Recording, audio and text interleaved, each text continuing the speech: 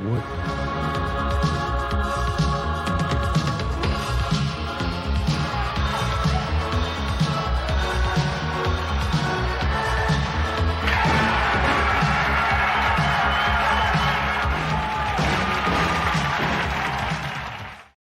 Hello, everybody, and welcome into the Two for Talking podcast. I'm your host, Corey Tusick. I've got Josh Yohe with The Athletic and comedian Joe Bartnick, and also podcaster from the Puck Off podcast. You should check that one out because that's where I probably originally started to hear Joe way before even Soft Dump started on DVE. We finally have some news, guys. Josh, I was in the middle of a kid's baseball game and I get a text message that says Sidney Crosby has spoke. So what did you hear? And thank you, Sid, for finally giving us some news. Yeah, he was in Las Vegas earlier today for the little NHL media summit the league likes to do with some of the big names. And he talked for the first time in months. He was asked about his contract. And while he didn't come out and say 100% this is what was happening, he said he expects to have a deal done soon. He said there's no problems. He said he expects to play for a few more years. He was a little non-committal in terms of how long he wants to play. And guys, I think that might be part of what's going on here. I don't know if he wants to sign a 5-year contract. To sign just a 1 or 2 year extension would kind of help him leave his options open. So that's something to consider. But all in all, for Penguins fans who are getting a little nervous about this, I think he reassured everybody that basically, don't worry, this will be done. And he specifically was asked, would you go into this season without having signed a new contract? And he said no. He was very clear. He said no. And he said, I'm optimistic this is going to get done. So my take on it is it's still interesting that it's taken this long, but we might be in the final days now, and I fully expect him to sign. I already did, but after what he said today, I don't think there's anything to worry about. I feel at ease, and I wouldn't say vindicated, but I think we said all along that he's probably just trying to figure out how long he wants to play and not leave the Penguins on the hook because he's in the over 35 gang. But personally, I would not begrudge him anything he does from this moment forward. He's given us everything, and I can literally now die in peace. The eternal scoreboard is 5-2, all thanks to Sir Sidney Crosby.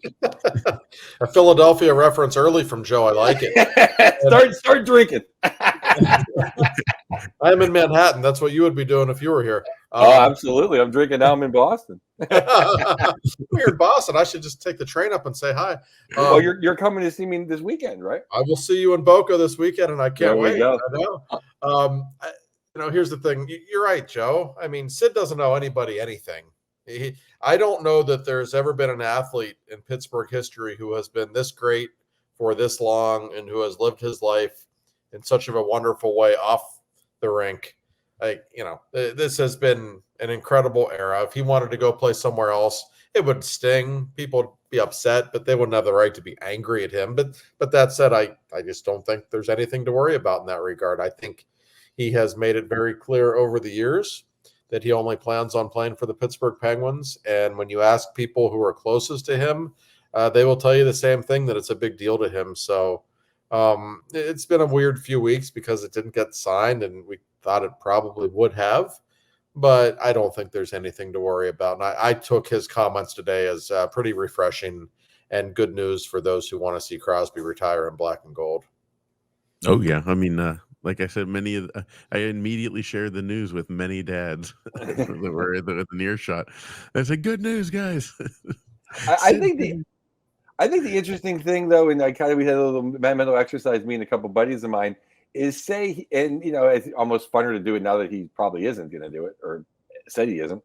That everyone assumed is going to be Colorado, but think of all the other enticing things, to play with Yzerman, or to go with his old buddy Rick Tocchet and bring the first cup ever to Vancouver, or to go to Montreal. Maybe I was going to be a Canadian, or to go to Toronto and save that franchise, or bring them the first. It's because almost any team he shows up at is immediately the Stanley Cup contender. I will say this: It would be a great story for the league if he went and played somewhere else for a couple of years. Of course it would. Pittsburgh fans don't want to hear that. It wouldn't be a great story for those of us who cover the Penguins. We don't trust me. Sid's what's best for business, as our friend Double M would say. But yes, I mean, if Sid played in Colorado, they'd be on ESPN every freaking night. I mean, that would be an enormous deal for the league, but I just don't think it's going to happen. Crosby mentioned a couple of times how much longer he wants to play, even though he was never totally specific. But one of the reporters there said, "Hey, Sid, is there a chance this is your last ever preseason media day in Vegas?" And Sid said, "Nah, I hope I do a few more." And at the end of the interview, he was asked about Alex Ovechkin being 42 goals away from breaking Gretzky's all-time record. And Sid said a lot of nice things about him. And then he finished the answer by saying, I hope me and Ovi brought out the best in each other over the years. And I hope we both have a few years left. So, I don't know how long he's going to play, but I have always believed there were a few more years left, excuse me, at least for him. And we shall see, but it sure sounds like the contract news could come, I would think, anytime in the next 10 days. It also gave me I thought it was a very positive interview from him. And not that he's always not Mr. Positive and Mr. Him, but he sounded like I did every year for the last 3 or 4 years. A couple player moves here, a couple good things fall our way. And we win a race, we get in, we win a couple rounds to get the momentum. I'm like, and I felt that way every day until like July 6th this year. He sounded like a couple of Yinzers just sitting at Al's Cafe talking about the team. It was like he was asked about the direction of the team and is it frustrating for him? And he said, we only missed the playoffs by, a couple of points, and we had all that momentum at the end of last year. And, we got a couple of breaks, and if we got some momentum going to the playoffs this year and just get in, who knows what could happen. So that tells you where his mind is. And he brought up Kyle Dubas and about the youth movement that Dubas is orchestrating currently with the new, the draft picks and trying to get younger guys. And he was very diplomatic about it. He said he's the GM. He's got a job to do, and I completely understand it. And Sid even said with our team, it's probably a little tricky for him, which I thought was interesting, which is his way of saying we haven't played well the last couple of years. So he didn't showcase any animosity toward Dubas, but at the same time, there was just a little hint of defiance, this little sense from him that we can still win, we're not done. Whereas I really think Dubas's mindset is, let's maybe not be great the next year or two. Let's bring in a bunch of young players who are going to be good, and maybe Sid can go out with one last cup run before he's done. I think that's what Kyle is trying to do, and I think that's fair. But Sid's only wired one way, and that's to win. That's just the way he is. It's so funny though, Josh, right? When I have a couple pops, I'm like, we're this way, play here, play that, a better power play. Graves doesn't suck. Hey, we can get in, make some noise. When my buddy Andy says, this gets like, a little bit like, I don't know. My dad, I don't know. You feel a little bit better. Josh knows his shit. But then when the captain says it, now you're thinking, hey, we can maybe get a little wild card going here now. I am fired up. I mean, I love the fact that he still has a little. He would, but to hear him say it makes you feel a lot better. It does. And I was talking with some of my athletic coworkers here in New York today, and they were all like, the Caps kind of suck, and the Islanders aren't that good, and the Flyers are going to step back. Columbus is terrible. Like, they could still get a wild card. You never know. So I'm like, see, Sid's thinking the same thing. They could. I mean, listen, this isn't some terrible team. I think people are down on them just because when you take a step back, you see the trajectory, and it doesn't look great. But, so Sid sounded like he was in a good mood today. He sounded like glass half full, as he typically is. But he's just so driven to win and to get in. I have all these visions in my head the last couple of years when the Penguins were trying to get into the playoffs at the end. I'd be leaving the locker room after a game, and Sid's there on his phone looking through all the scores, like trying to do all the math in his head of what they needed to do. I mean, that's him. I mean, that's just who he is. He's like Zach Galifianakis coming down for the at the blackjack table, all the numbers coming out of his mouth and trying to figure it out. Like I just was, thinking of the Metro Division. It's like, yeah, I like top three. I think are set. With the two New York, New Jersey, Carolina, and then I just think the Islanders just have less question marks than the Penguins do. That's why I ranked them a little higher. But then if you take a deep dive at Washington, a month ago I was thinking Washington would be a tad better than us. Then I took a deep dive, like, no, we're going to be better than the Capitals. Yeah, I feel like they did some good things this summer. I think they've made some smart moves, but they were not a worthy playoff team last year. They had like a minus 30 goal differential. And listen, I have all the respect in the world for Alex Ovechkin. He'll break the record. He'll play as long as he has to do it. God bless him. He wasn't very good last year. I mean, let's be honest. I mean, he a shadow of himself, and he's not going to get any better. What's he going to be? 39, I think, in a few days. So, I don't. No, there's just a lot of average teams in that division. Well, they lost Backstrom. It looks like they're going to lose Oshie. Terrible Tommy is not the same as Terrible Tommy was a couple years ago. No. It's like they're just not the Capitals. I thought Majapani is a great move, and I like Chikrin. And but it's like then they bring in puke. Clubhouse cancer. Like he's going to play with Ovechkin. Ovechkin's going to put his stick through him. He very well may. I mean, that's not going to work. And let's face it, last year Charlie Lindgren saved their bacon. Yes. And I don't know that he's capable of doing that again. I mean, I'm not sold on them at all. Any of those teams could emerge and, challenge for the wild card spot. That's the way it is. And you know what? We say at this time that clearly on paper, the Rangers, Carolina, and Jersey are the three best teams in the division, and they are. You don't know how injuries are going to unfold. It's not a lock. Those are the top three teams in April when it's all. I would pick them for sure, but it doesn't always work out that way either. Sure. Yeah, absolutely. Yeah, and he talked about he mentioned bringing in the young guys. I obviously wasn't privy to the audio that you got, Josh, but I don't think he mentioned Rutger McGroarty by name. But with our guest from last week, Artie Stevens, talking about how Mario loved playing with him and Tocchet because they would take people with them to the net and use their bodies to free up space. And again, not Brandon Yeager looks like a great prospect, so nothing against him, but I feel like the change of pace might have been something that got Sid in that Yinzer mode of like, hey, you know what, we might be able to do this. Well, Corey, I have to correct you because indeed he did mention Rutger. I didn't mention this in my article actually, but he was asked about him. They are text buddies already. He has not met him yet, but he said he's been texting with him, and he said, everybody's excited about him, and he's excited about him. So, I mean, I like his chances to be on the team on opening night. I think they like the kid that much. I don't know if he's ready to be a top six player. I think he has the talent to do so. But the fact is there's still a glaring hole on left wing. I respect what Drew O'Connor did in the last month. He was really good. Good for him.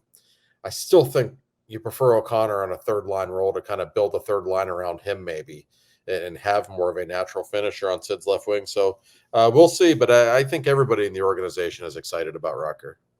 I'd love to see O'Connor play as good as he did on the first line on the third line. Right. Yeah. Wouldn't that be good? Right. Yeah. And he has it in him. I mean, I've always liked Drew. You can see the talent. He has all the, he's got the size, the speed, you name it. His penalty killing last year was exquisite. Oh yeah. He's a nice player. They need a couple of more Drew O'Connors. That would be a good thing for the Penguins, no doubt. But no, Sid was feeling it today. You could just tell. I wasn't there, but I know him well enough to know, my God, I've heard the man talk probably thousands of times. He feels good right now. He feels healthy. I think he feels optimistic about this team that maybe they have been written off a little too quickly, even though they didn't make the playoffs the last 2 years. And he actually said, I know a lot of people call it rebuilding. You can also call it retooling, depending on what your philosophy is. And he basically implied he would like to see kind of a quick rebuild on the fly, the way the Kings did, the way the Rangers did. Yeah. Yeah. And I feel like Sid, I mean, I don't know him personally, so obviously, but watching his career, I feel like he's the type of person that whenever people are doubting him, not quite going the Heinz Ward level of like, no, everybody counted us out, always, but nobody gave us a chance, Heinz. But Sid, if people were doubting him, and I'm not going to quote who, I can't remember the name of the player, but I remember there was a player in juniors whose mother was heckling Sidney Crosby, and I probably would get the name wrong. I would probably get the player wrong, so that's why I'm not saying the name. The mother was heckling Sidney Crosby, saying he wasn't as good as her son. And on the next face-off, he took the puck between the centerman's legs, and it was an offensive zone face-off. Just took it himself, went in and scored, and went over and pointed to the mom. So Sid's always been that way. Even with Philly, like he likes to. If people were doubting him or giving him I remember that story. I don't know if it's true or not. Okay, you know who the rumored, if I'm not mistaken, it was rumored to be Phil Kessel's mother. That's what I was going to say. I thought it was Phil Kessel's mom. But I don't know. I've met Mrs. Kessel. She's a very nice woman. I don't know. But she is from Boston, though. She's in her IRA. That's true. I mean, you tell Sid he can't do something, he's the most determined athlete you'll ever meet in your life. No, I mean, and I think you saw guys at the end of last year, just when he could smell the chance at the playoffs, just the way he played in the last month. I mean, when everybody, I think ourselves included, had the Penguins written off, and Crosby just put them on his back every night and played unbelievable hockey. They were 1 win away against the Bruins from making the playoffs. That tells you a lot about his character, I think. And even though we see the decline the Penguins are on, it's not like they couldn't be a little better this season and make the playoffs. That's certainly still in play here. Yeah, I mean, I literally, we have all seasons of it. I mean, besides the power play, literally, if Graves doesn't stink, if he has half the lack of using a better word, it's a family show. Well, I mean, it's maybe if he does stink, they just won't play him. And that's okay, maybe, because, I mean, they were so much better with him out of the lineup. That was all during the last month. I mean, let's not ignore the fact that he was out during that time. I can't imagine he could be any worse, Joe. I can't either. If he could just play well enough to have somebody take his contract is all I ask. Oh, that would be the ultimate. I mean, listen, if Dubas could pull that off, I would say that might be even better than trading Rob Scuderi for Trevor Daley. I mean, that's what a big deal it would be to get rid of that contract. Just think about this, though, fellas. Pierre-Luc Dubois got traded. A buddy of mine. If he can get traded, anyone can.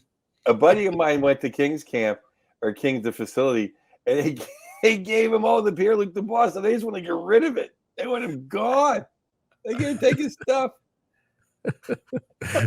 Not even selling his equipment. They just get rid of it. Yeah, that's the truth. Earl Skakel, the king of the goons, Big Earl. Yeah, he's the biggest Kings fan, the greatest guy ever. Yeah, he went to hang out with the Kings, and they're here. Yeah, take his stuff. We don't want it. That's awesome. That's great. I mean, I do feel like kind of. I mean, when we talked about the Steelers, saying like something has to happen that we don't know. Nothing we can predict right now for them to have a good season. For the Penguins, it's like in a much better situation. There still has to be that element that, like, as we sit here on September 9th, there's something that would come about. I mean, going into 2015, did anyone really have that high of hopes for that team to become that unstoppable machine? It felt like a lame duck season with what's his name, Mike Johnston as the coach. Barzini.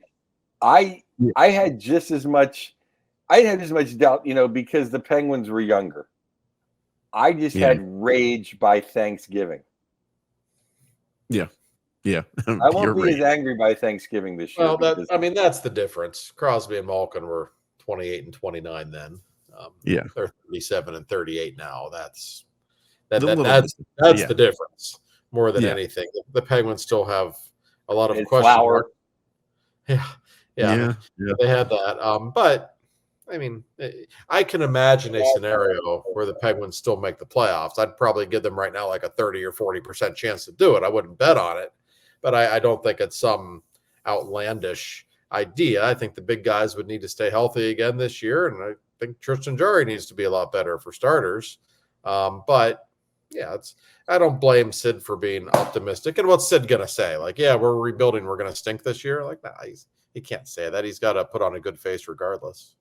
I mean, forget the power play. That has to be better. It has to be. Can't get worse. They've got enough guys now that they should be able to, throw a dead cat and hit a couple of them that can play on the third and fourth line. So if they really get something out of Rutger, and either Ludwig or Aho or St. Ivany, like they get a couple more guys that can like not suck playing defense, and Jari is better than he was, they're going to be right there. Yeah, no, I think that's entirely possible. What will be interesting, and listen, this is still months down the road, but I am curious, let's say at the end of next February, they're in playoff position or they're within a couple of points. What does Kyle Dubas do then? That's exactly what I was going to ask you next. He's very committed, and he is to bring, adding the draft picks and the prospects, as he should be. I get it. Boy, that's going to be tough for Dubas to look Sidney Crosby in the eye when his team's in playoff position at the deadline and do nothing, right? I mean, that's going to be really, really interesting if the Penguins put him in that position. And listen, I'm sure Kyle Dubas wants the Penguins to put him in that position. That's a good thing. But it would be a very interesting thing. I don't know how far Kyle would go to make the team better, but I know he would feel a lot of pressure from his captain and his head coach to do so if this team had any kind of chance to make the playoffs. Well, barring just trading a number one pick for somebody, don't you think that he's done a lot of the behind the scenes kind of nickel dime 2s and 3s? He's built that up enough where, I think he can go after it a little bit, right? And not, Yeah,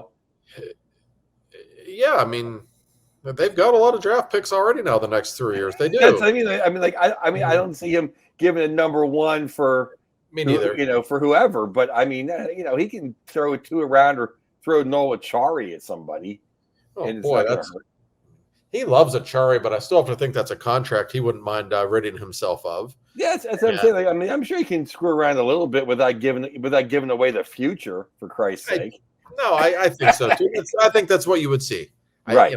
You're not going to see him giving up, a big prospect and a first round pick or something. But yeah, he could still do something little to make them better.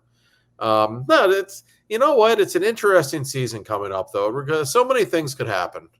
They could surprise us and be good. They could have a couple of injuries and be terrible, or they could be right in the middle again. I honestly have no clue. I don't have a feel for what this team's going to do, but I do have a feel for Sidney Crosby and his contract, and I think, especially after what we heard today, I think it's a matter of days now. Yeah. Yep. It sounds like it's close. And tell you what, Josh, it's good for you writers. There's not going to be any shortage of things to talk about with the Pittsburgh Penguins. It's also good for us podcasters here because Sid, I don't want to. I'll let this cat out of the bag. I texted him earlier today and I said, "Hey, look, we're recording tonight. You mind dropping that news?" No, I'm kidding. But something I never kid about before we get back and talk a little Atlantic Division preview, and then we'll talk a little Steelers as well, is insurance and the Reg Dunlap of insurance. I never joke about that because he's got your back. And Josh, you could speak a little bit more about that. We certainly do. Bill in the office, he captures the spirit of the thing more times than not, as Dickie Dunn always did in his favorite movie, Slapshot. He's the king of Pittsburgh insurance, the Neoffice Insurance Group. They've been assisting members since 1960. That's the year Mavs won the World Series, everybody. That's how long these people have been taking care of your insurance in Pittsburgh. They do everything. I literally text him with questions every week about, insurance things. And he always takes the time to just, patiently answer all my dumbass questions. But listen, he's the best. Home, auto, motorcycle, RV, boat, you name it. Whatever insurance you need, life insurance, financial services. They've got access to multiple Fortune 100 insurance companies and decades of experience, as previously mentioned. This group is there to help you at every stage of life, car, apartment, you name it. They're available Monday through Thursday, 8:30 through 6, and a Friday, 8:30 through 5. They'll give you a weekend appointment if you need one, or an evening appointment, located in the North Hills. Call these people for your insurance needs. We would not lead you astray. This is a personal friend, and it's our first sponsor. So give Bill and his people a call, 412-364-3388. I'll say it one more time, 412-364-3388.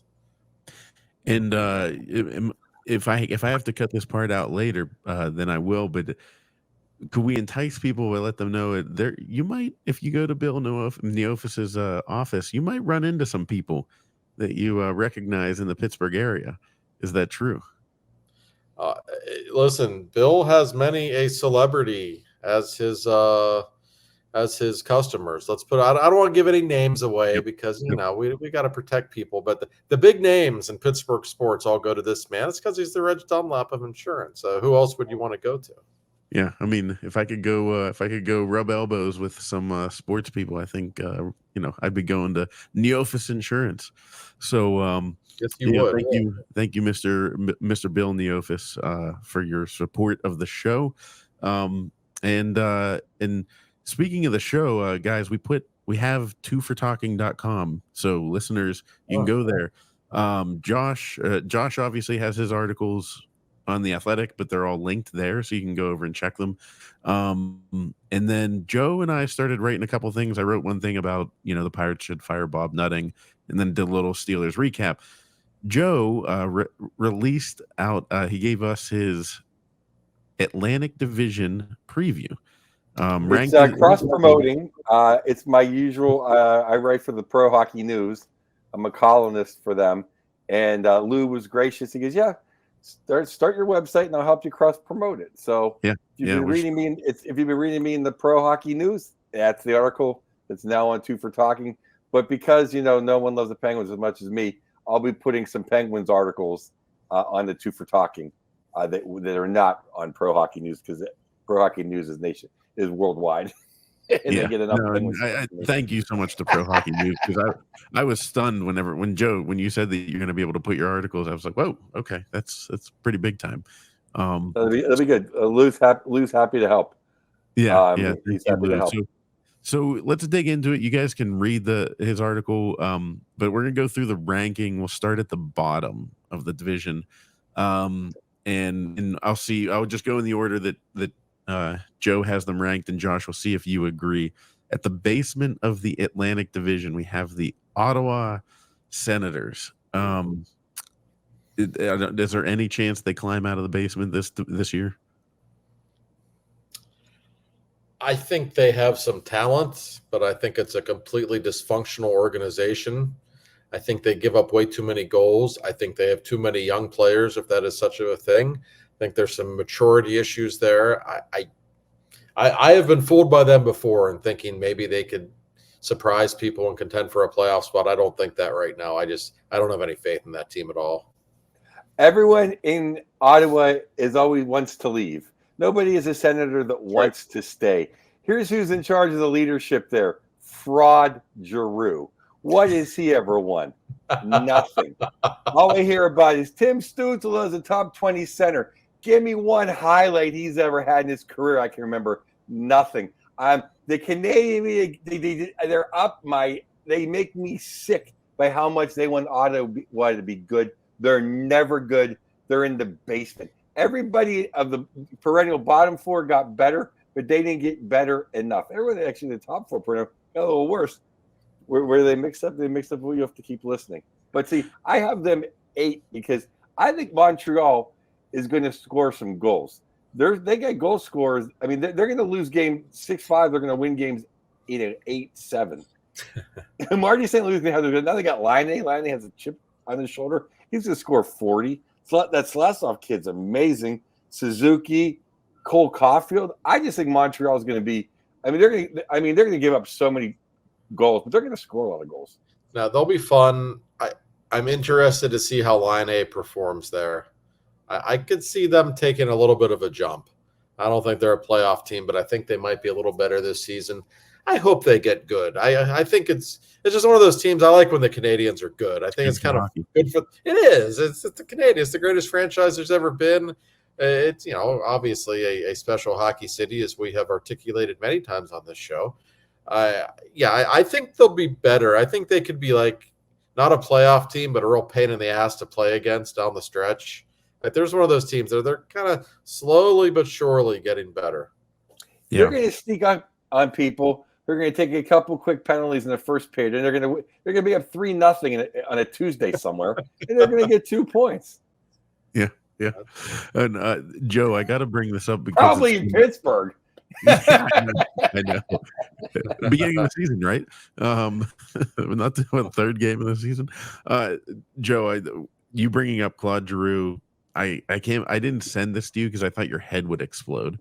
But somebody floated out as a picture. I don't know who it even was, but it was some account put out a Claude Giroux picture and says, "Think it's time to start talking about if this guy's a Hall of Famer."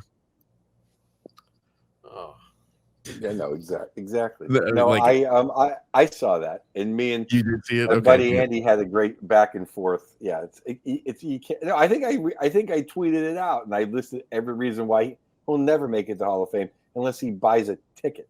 But Kevin Lowe's in the Hall of Fame, so who knows what's going to happen? Giroux's Canadian, so he's already on third base. They'll make up some excuse to put him in. Why do we want to put everybody in the Hall of Fame now? I know. Hey, Claude Giroux, he's like a classic Hall of Very good player, a really good player. Okay, not a Hall of Famer. I'm sorry. I don't view it that way in the least. Admittedly, I might not admit it even if I did, because I don't want to upset my co-host here on the podcast. No, he's just not I don't know. Like, you watch guys, when you see them play. And you go watch McDavid, or he's an extreme example, even Austin Matthews. You go down the list. You know who the Hall of Famers are. No one ever spent money to see Claude Giroux play. I mean, I'm sorry. He's a really good player for a long time, but I don't know what the qualifications for the Hall of Fame are anymore, to be honest. But I don't think he's one of them. And before I forget, speaking of Hall of Fame, how about Big Artie Stevens comes on our show, and a day later it's announced he'll be inducted into the USA Hockey Hall of Fame. So hey. That event's going to take place in Pittsburgh, by the way. I think at PPG on December 4th. So Artie and Matt Cullen is another great guy, both making it to the USA Hall of Fame, deservedly so. And I'm really happy for Artie. I know that meant a lot to him. That's fantastic. That really is. That's great stuff. And the other thing we should, while we're in the Atlantic preview, but we'll make it real quick. A tap of the stick to Amanda Kessel. She got moved up in the Penguins organization. That's huge. No, she's great. Really nice person, by the way. Yeah. I really like Amanda, and she knows the game. Incredible hockey player. Oh yeah, incredible hockey player. She is, and she just knows the game so well. You talk to her for 5 minutes, like, whoa, she's impressive. Kyle Dubas loves her. She's going to move way up in the organization. I'm telling you. She's great, and who knows? Maybe she'll bring her brother back into the organization. I want Phil just to be a greeter at games or something, just walk around and drink beer with people. I think that'd be great. The funny thing is, as a former usher at the arena, he would fit right in. People wouldn't even know. If people didn't look too closely, they would just be like, "Oh, that's obviously the greeter." He already looked like an usher. That's fair. You could put an Airmark jersey on him. I mean, he can sell $20 cans of beer. Think about how much beer he would sell. If Phil Kessel, he'd make more money than he did in his last contract. You're not wrong. I would love to see. I wonder if Amanda is living in Phil's lonely basement house that he posted online. That's actually a good question. I don't know. Maybe was that I wonder if did anyone ever find out? Did he post that as a joke? Obviously he was selling the house, but if people don't remember, when Phil Kessel was leaving, he posted his house for sale. In the basement was a singular recliner in the middle of this empty, huge basement with a TV screen in front of it. And I have a feeling he had to have done that as a joke. I mean, either that or he's just really one of us. It's been a long time since I've been single, but I live that life. I don't know if he did it as a joke or not. I have no idea, but I'm glad it. Regardless, I'm glad it happened because it just added to the Phil Kessel lore, and everything about Phil was great. I one of my favorite articles that I ever wrote at the Athletic was, I think it was 2 years ago now. I wrote about Phil's gambling exploits at Rivers Casino in Pittsburgh. And oh man, did I have fun writing that article. When Rick Tocchet referred to Phil as an ethical poker player, like I almost lost my shit. Like Rick was being completely serious. I'm trying not to laugh. Like, oh my God, this is the greatest quote ever. Like Tocchet's breaking down Phil Kessel's gambling. Everybody loved Phil here. He is one of the most popular Pittsburgh Penguins of all time. He really is. I mean, he is just beloved to this day by that fan base. 2 cups. That's all you have to say. That's right. Can't say anything more about that. He can't hear the criticism. Nope. No. Patrick Waugh reference. Oh yeah. Next on Joe's list, finishing at 6th place in the division, which I cannot believe this. I had to do a double take when I read it, Joe. It's been 17 years since the Buffalo Sabres have made the playoffs.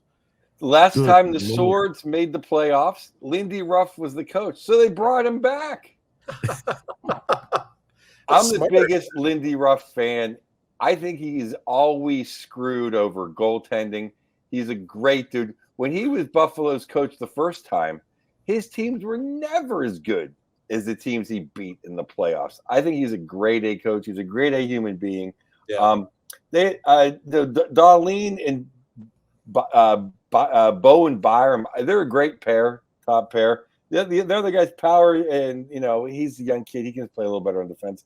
I don't know if Ekapuka Lekkonen's not Hasek, but at least they gave him a contract. They're making him the number one guy because usually it's goaltend. Besides the cheap ass front office and a cheap ass owner and a moron at GM, not to be critical, but it's usually just coaching and goaltending that screwed over Buffalo. So now they got a coach. They got a pretty good goaltender. And there's no way Tage Thompson can play this bad 2 years in a row. So if he plays decent, if he plays at 3/4 as good as he can, he'll bring along Tuck, and they'll be better than Ottawa and Montreal. I'm sick. He really struggled last year. Buffalo's another team. That blue line is so talented, Joe. I mean, they should be a playoff team by now with the talent they have on that blue line. But they're not. And I think Terry Pegula has gone very cheap the last couple of years. The owner of the Sabres, there's no question about it. And I'll tell you what, the good people of Buffalo deserve better than that. That is a great sports town. It's a great hockey town, and it just makes me sad to see what's going on with that team. It's hard to pick them to be a playoff team, given what we've seen the last few years. I think Lindy will do a good job there. They could take a jump. They have the talent to do so, but I really didn't love their offseason. They had a terrible offseason. Yeah, I love Jason Zucker, but I don't know. It was a very disjointed offseason. I don't see what the direction is. And playing in that division, with some of the big boys in that division, I just don't think it's good enough. They do deserve more, because if you look at any time there's a national televised hockey league game, it's always the two teams competing, unless it's like Florida, or not to pick on the Panther fans, but it's always, the next highest ranked city is always Buffalo. And then I'll give Pittsburgh a tap too. Pittsburgh's always like right there, right after, but Buffalo is always, if say the Red Wings are playing the Rangers, it'll be like the highest will be like Detroit, then New York, and then Buffalo. And then usually then Pittsburgh, but Buffalo has great fans. Oh no, they do. It's a great sports town. I don't know. I think they could be a little bit better. I think with a good offseason, they really could have made a playoff push, but they didn't have a good offseason. No. Yeah, the fans there. I mean, I love it. It's a great hockey town, top to bottom. Growing up playing, youth hockey in Buffalo in the winter is some of my favorite memories. Just getting pounded with snow. And seeing people, you're like, I don't know if these people are all like related to a kid that's playing in this game. Like, I think there's just some people here that just came to literally watch 14-year-olds play hockey because they love hockey. So, the poor fans of Buffalo. And Joe, sorry if I cut you off. You're going to number 5 on your list. Yeah, no, 5. I have the Red Wings. I actually think they're making a jump. I don't think they're gonna make a high enough jump to catch the perennial top 4 teams, but I think they're gonna make the wild card. Larkin, basically, they were Dylan Larkin injury away from making the playoffs last year. Mhm. Larkin missed 2 weeks. It was their lost season, and it was their last 2 weeks, and they fell out of the playoffs, or they almost made the final night of the year. But I love the Brinkat. Lucas Raymond is a young superstar. They brought in Vlad, who I wish the Penguins would have got. They brought Kane back, which was very nice of Yzerman.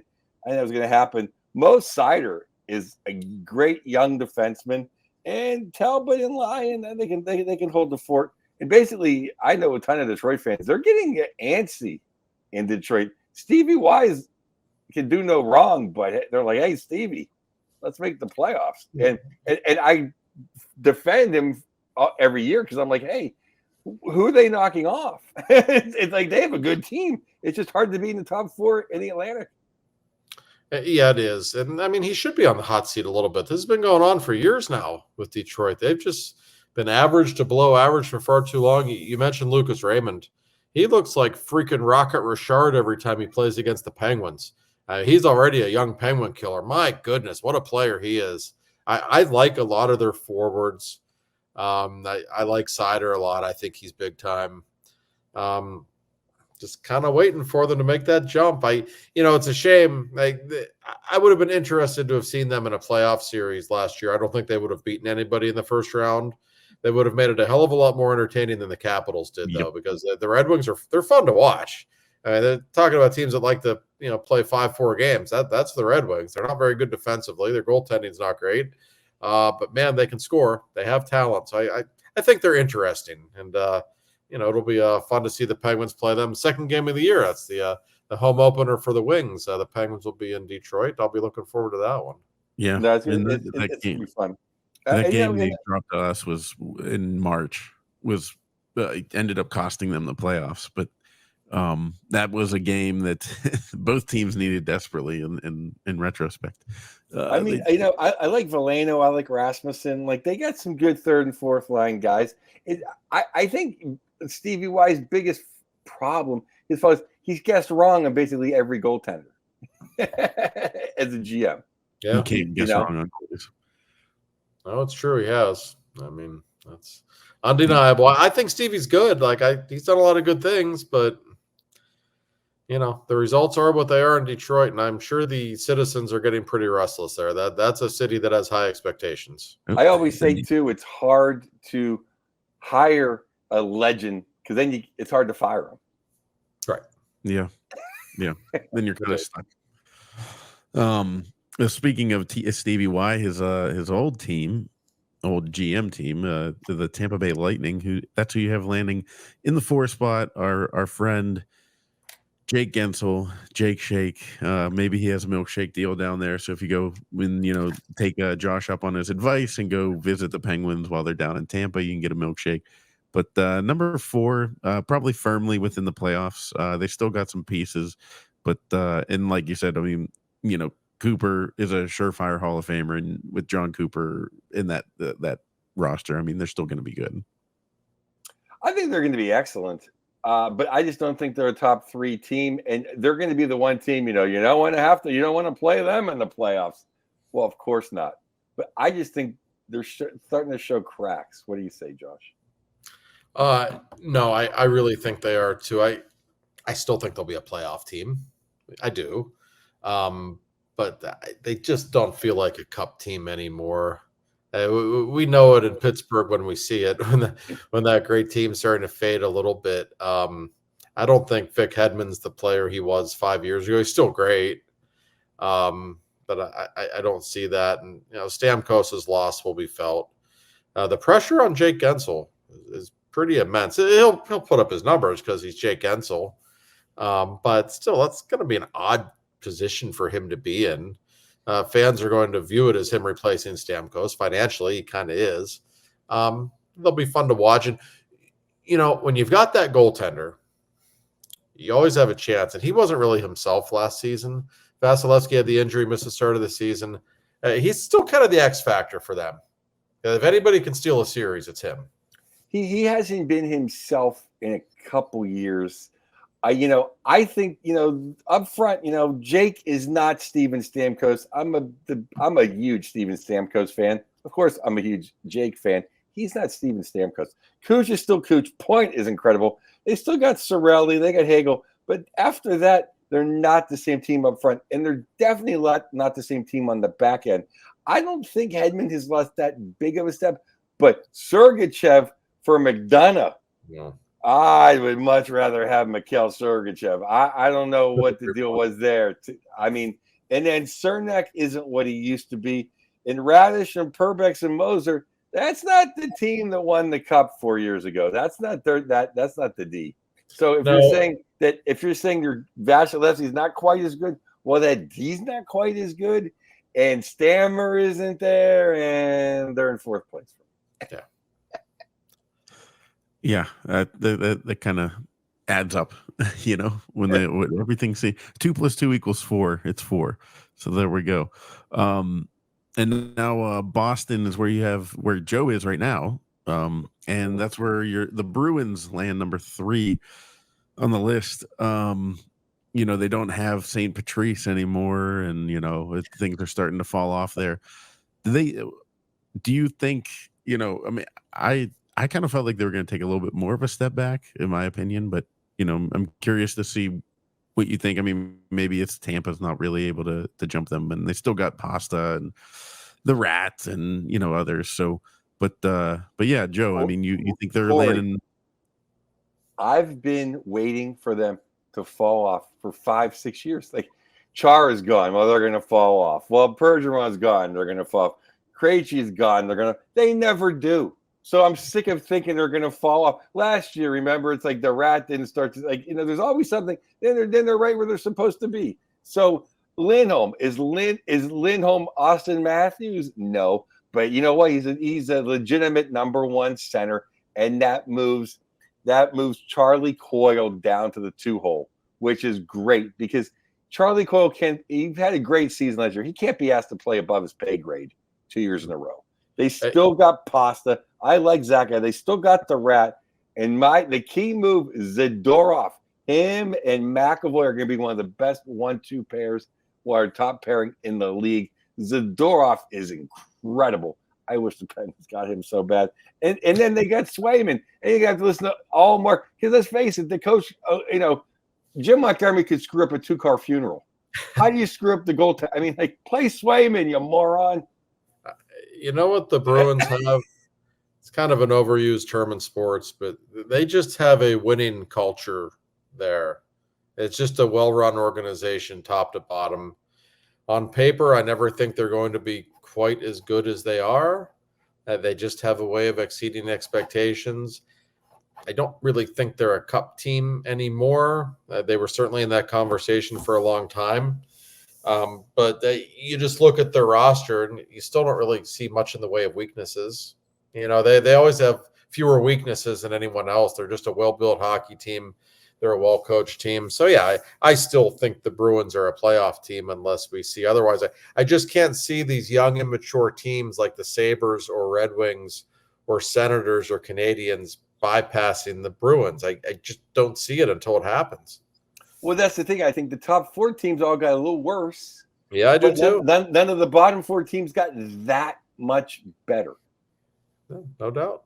Which means the Penguins can sneak into that wild card. It's like we don't need to get better. We just need everyone else to come down to our level. Yeah. Right. So like the second one, I took the big cat Florida Panthers. They're going to have their hangover. We know what it's like to go to 2 finals in a row. They're going to be tired by March. But I just think they're too good not to just be able to float through and be in second place in the Atlantic. I don't know how you feel, Josh, but they lost some guys, but they still got Barkov, Reinhart, Verhaeghe, Kachuk, and Bennett. They got the best. They got the best D, Forsling and Ekblad, and Bobrovsky. I think they're coming in second no matter what.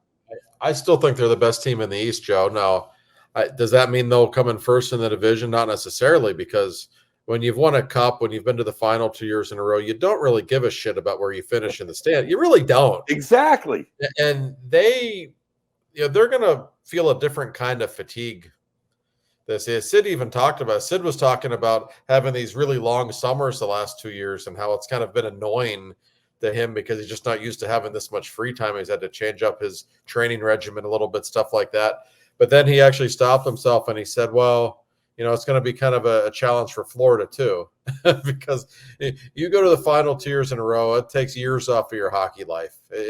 I remember, not that I'm a prophet, guys, but I was on the ice in Nashville when the Penguins were skating around with the Cup in 17.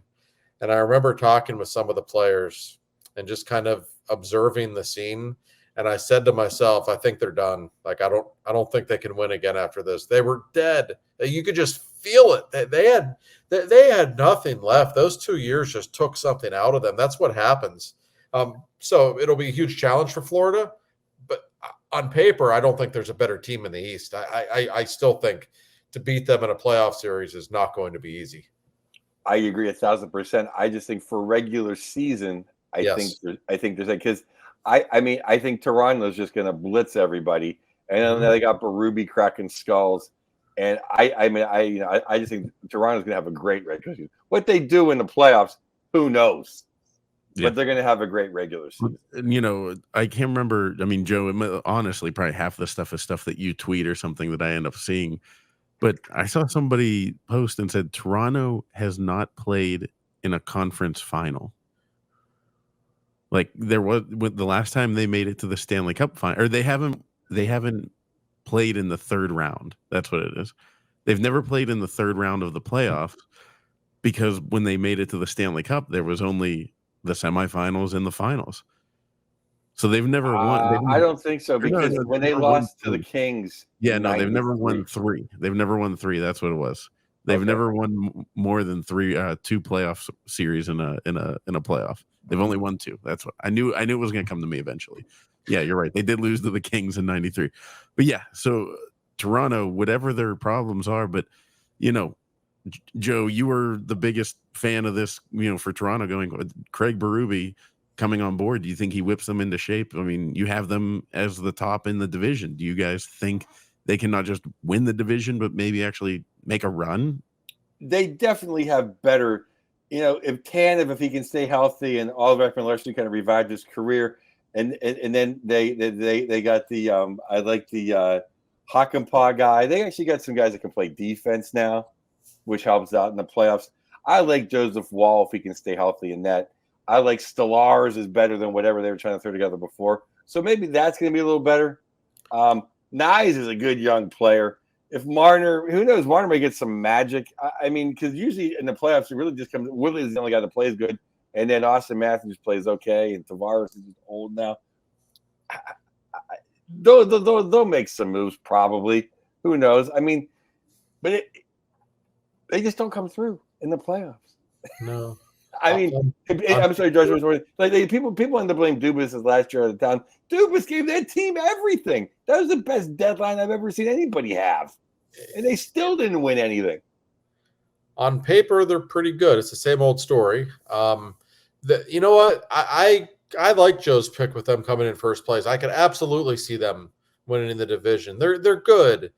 They're going to score a ton of goals. They'll be fun to watch. It's interesting that we all expected one of the big guys to get dealt this summer after another playoff setback, and it didn't happen. All the big names are still coming back. We'll see if that was the right decision or not. I have a lot of respect for Berube. I think he's a very good coach, and he's never had this talented of a team, so I'm curious to see how it works out. Still don't completely trust their goaltending, although I could say that about most teams in the Eastern Conference. You know how it is. Joe said it. Until we see them do it in the playoffs, it's hard to take them seriously. But we know they're making the playoffs. I mean, this is a really talented team. I think on paper, they're probably the top 3 team in the East. But we all know what happens when springtime rolls around in Toronto. Well, they just do things wrong as an organization at almost every level. Like, why would you take John Tavares' C? Offense. Very bizarre. Yeah. He was like one of the nicest guys in hockey, by great guy. He leaves, he goes there to be your captain. You can't wait one more freaking year. Do you think Austin Matthews needed it this summer? Do you think he asked for it? He's probably embarrassed by the whole thing. You should have given it to him in the first place. Oh no, he mooned a woman. He mooned a security guard. He can't be our captain. Oh, he's only only having a little fun in the summer. He can't be our captain. So you waited 3 years to do it, then you embarrassed John Tavares. What a joke! That's a story that I felt like didn't get that much attention during the summer, but it was really bizarre to me. John Tavares is really one of the classy people in hockey. I have no doubt he's a wonderful captain. I'm sure he is. He's a lot like Sid personality wise. Like you're around him for a minute, you can just tell like he's a good adult. He's just one of those people. Perfect captain. And I don't have a problem with Matthews, but he never really struck me as captain material. And just because he's the best player on the team doesn't mean he needs to be the captain. I thought it was really insulting to Tavares. And I'm sure it will be painted as, John was cool with it. He's happy to not have the pressure of being captain anymore. That's bullshit. It's just, to me, it was a bad look. It's a low rep move. He's gone next year anyway. Right. Yeah. To give him some dignity. But you're right. Typical Maple Leaf thing to do. That's a really good observation, Joe. It is just a Maple Leaf way of operating. It's how they do it. And maybe that's why they fall short every year.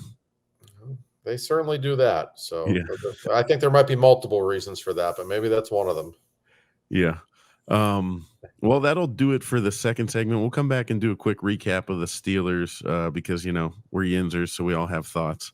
But we'll talk about that on the third segment of Two for Talking. Welcome back to the third segment of Two for Talking. And guys, the Steelers, 1-0, baby. That's all that matters. Style points don't matter. As I wrote in the thing I put for on twofortalking.com, if you want to check it out, it was no Mozart, as as Bill Cowher liked to say. And yet we're 1-0 with our backup quarterback. And mind you, I will throw out there the rest of the division all lost. So we are sitting, as I put the title, the Steelers are atop the AFC North as God intended. So guys, what did you think of the game? What really stood out to you as far as the difference between last year and this year? Well, Joe, this is how it's going to look when the Steelers win games, right? They're not going to be in 31-30 shootouts. That's not how they're built. It's not who they are.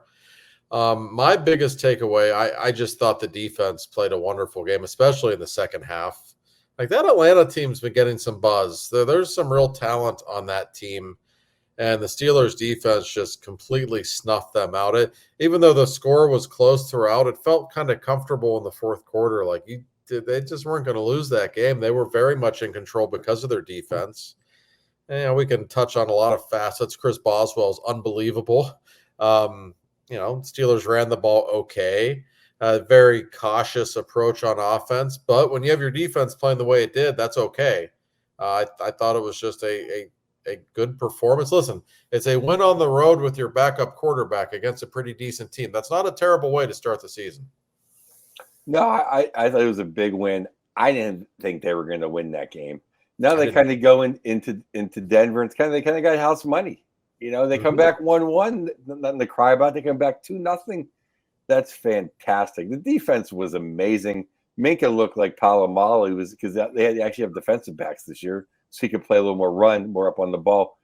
TJ Watt, I mean, it was a Hall of Fame highlight reel in game one of the season. 4 sacks. Yeah, if it weren't for bad officiating, he'd have 4 sacks.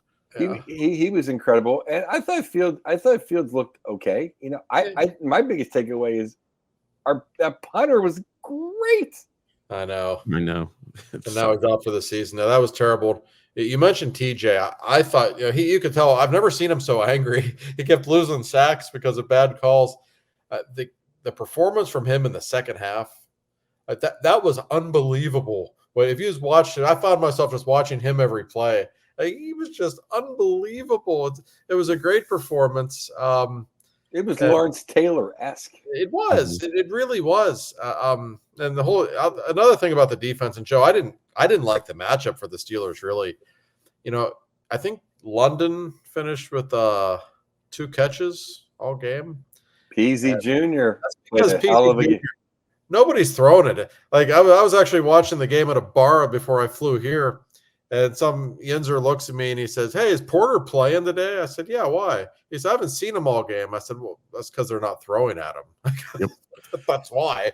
Like he's becoming that guy, and if he's amazing, if he's going to be that guy, if he's going to be a legit shutdown corner, that's a big deal. Well, I just thought there were so many less open receivers for Atlanta. Usually you've been watching the series the last 3 years, like half the guys are open all the time. And it's always just like a missed throw. Why it's like third and like 3 and out. Like, oh my God, if the pass is anywhere near the guy, he's just still running. But this time we actually had defenders everywhere. I thought the defense played great.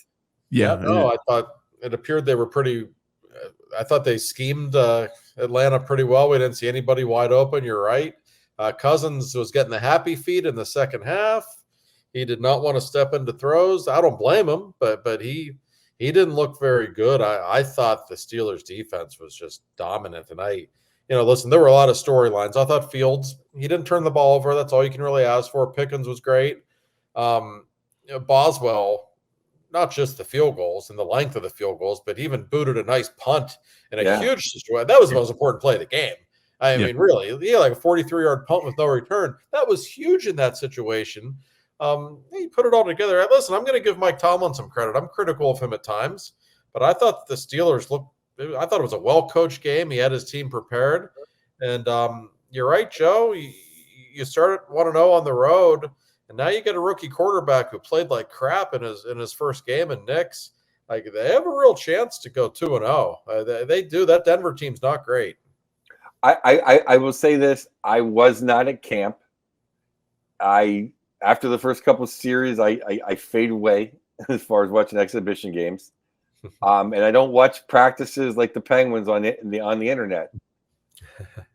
But I didn't see much of a difference between the Matt Canada Express and what they were doing yesterday, other than the fact that Fields could throw the ball.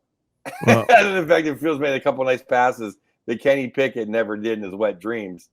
And he actually had a few runs.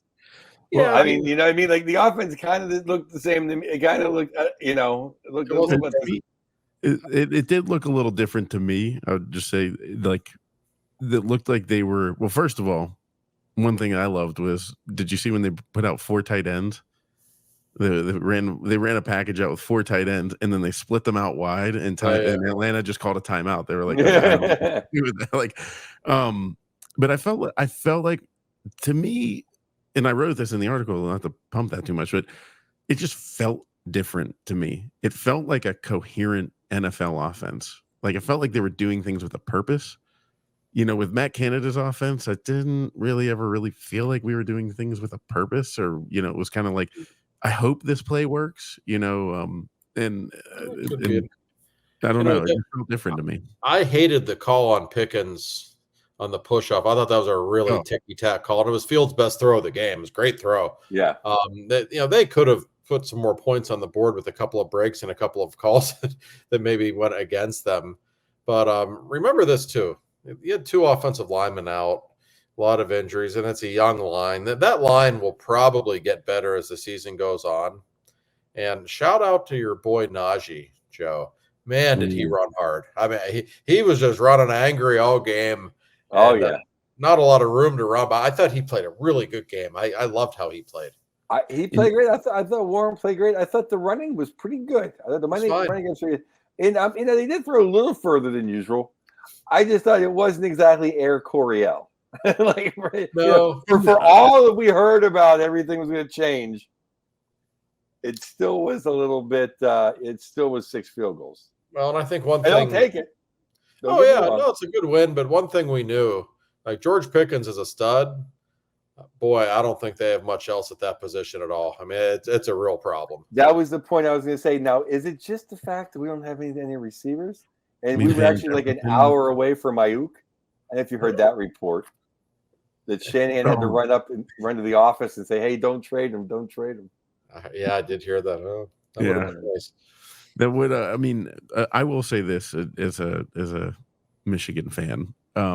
when Roman Wilson is firmly entrenched in the Steelers and adjusted, I think he will become everyone's favorite wide receiver. Nothing against George Pickens. I'm not saying he's going to be better than George Pickens or more explosive, but a play that stood out to me is that swing pass to Van Jefferson when Calvin Austin and George Pickens just got blown up. That was a touchdown if they throw mediocre blocks. You're not going to see Roman Wilson if you guys, the Pittsburgh fans, are going to love the way this guy blocks. Yeah, I mean, I was excited when they made that pick. I'm not a Michigan fan like you, Corey. We won't get into that too much this week. But yeah, I remember watching him play a couple of times, in their championship season last year, and being so impressed with him. He's going to work the middle of the field and be a really good player for them. I have no doubt. They're still missing one other piece on the outside, though. That, with all due respect to Van Jefferson, he had more penalties than he had catches in his first game. I cannot say I was very impressed. And when's Pat Freiermuth going to become the thing that Pat Freiermuth is supposed to be? And there's Penn State people, they'll be like, "Oh, you're a Michigan fan and a Pitt alum, so you obviously hate Penn State." No, JPJ is great, and I could not be happier that we have him. When is Pat Freiermuth going to be the guy that they claim he's going to be? I mean, I don't see it yet. I don't either, Joe. Maybe he's just kind of average, and that's the way it is. Yeah, I don't know if I would have given him all that money. It's my throw a dead cat theory. Can't you throw a dead cat and find a tight end just about that good? Yeah, I mean he's fine. He's okay. But I saw that contract. I was like, oh, that's kind of a lot. I like how they threw it to Mount Washington, though. He kind of catching 5 yards. He did. That's exciting. And boy, I was watching him block. I love when he's in the game for the run blocking purposes. He certainly does that well. And I will say again, not to go on the Michigan side too much, but I did point this out to people whenever we were loading up our offensive line. I said, Michigan, that's how they won the national championship, was they were like, we're just going to run everyone over and you can't stop us. I personally would love to see the Steelers do that because everyone else is in spread. Everyone else has gotten thin at linebacker. Everyone's gotten lighter on their defensive lines. And all of a sudden we show up with a bunch of hogs. And Craig Wolfley would probably love that if the Steelers would just start mowing people down. But the problem with that is, Corey, is you have to have a couple of plays that can get the ball in the end zone. Yeah. And you got to have those plays. It's all fun to run, but from the 30 to the 30. But then when everyone's in the box, when you're on the 17-yard line, too many field goals.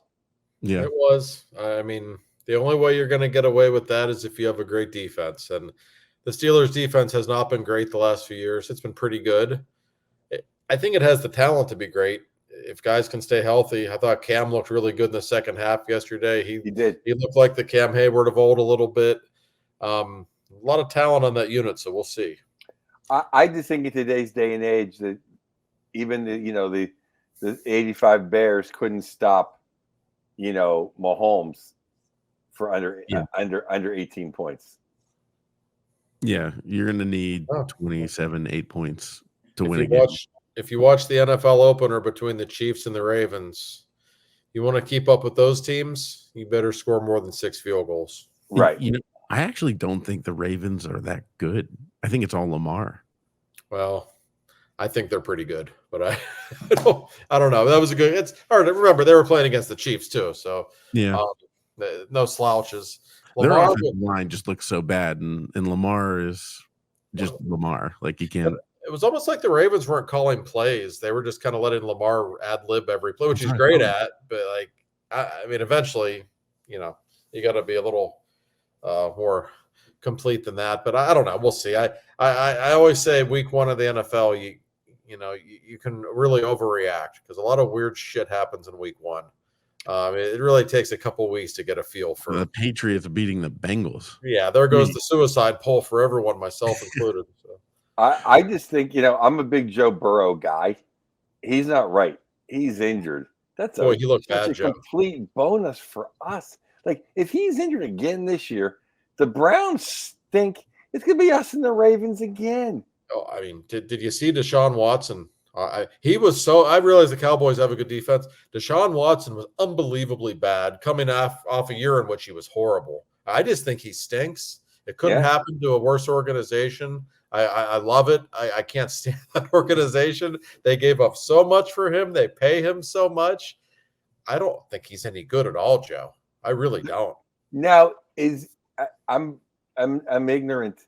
Is the salary cap in the NFL like the NHL? They're paying him like $150 million next year. So does that mean that they can't have like any running backs or like what? What is they have no cap space because of him. I mean, starting next year, I saw somebody tweeted about it yesterday. The cap space, it is something like that. They're going to have to get rid of people. They have no draft picks like next year again. I don't think because of him. Like they could really be screwed. They're in a bad spot all of a sudden. And they gave him up, and then Baker. Not that Baker is the guy, but Baker's pretty good. He's certainly better than Deshaun. Yeah. And I mean, I remember it was like 35-0 when he was the quarterback at a playoff game. That's right. Yeah. Baker's turned into a pretty nice player in Tampa. You put him in Cleveland, they'd be kind of scary. But I mean, Deshaun Watson, not the guy. Yep. Yeah. I mean, Baker was the only time in the second iteration of the Browns that I've ever felt like, oh, like when they got him, I was like, like they might be onto something here. And then they got rid of him, and here we are. And I saw the Pardon My Take guys put out there. They said it's time to start wondering if Deshaun Watson is a worse football player than he is a human being. And that's not saying he got any better as a human being. It just means he's that bad at football. I don't know if he could ever be that bad at football, but I mean, I think we have to remember, like, he basically went 2 years without playing. Mm-hmm. That can screw up an athlete pretty substantially. He was really good at Houston. I mean, he was really good, but he's not close to that guy. He's and it's we've had a pretty big sample size now in Cleveland. I don't think that's going to suddenly change. No, people don't take off 2 years of unless you're named Mario Lemieux. People don't take off 2 years of professional sport and come back and dominate. He certainly never needed much time to get his timing back. Just doing some one-timers with Jay Caulfield and hanging out with Stan down at Neville Island. That's all it took. So, well, hey, that'll do it for us on Two for Talking this week. If you want to reach out to the show, it is contact@twofortalking.com. Go to twofortalking.com and you can see Josh's articles at The Athletic. Joe and I are posting some stuff there as well, and you can also listen to the show. And again, follow us on Twitter and come back and send us questions, anything you guys want us to talk about. We're getting into the season here, so we're excited. I can feel it. Training camp is how many days away now? 9 days and counting. 9 days. So we got one more episode before training camp episode. So here we go. All right, guys. Well, that'll do it for us. Thank you for listening, and we will talk to you guys next week.